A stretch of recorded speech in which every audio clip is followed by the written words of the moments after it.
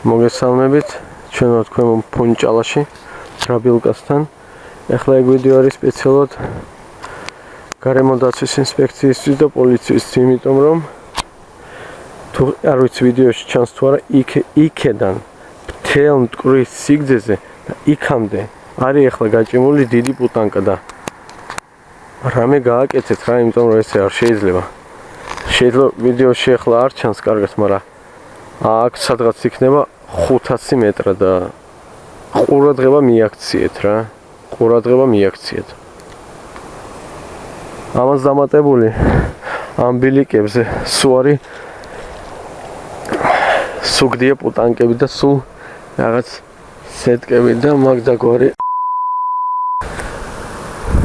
და ვინ ჩააგდო ეგ პუტანკა მაგათ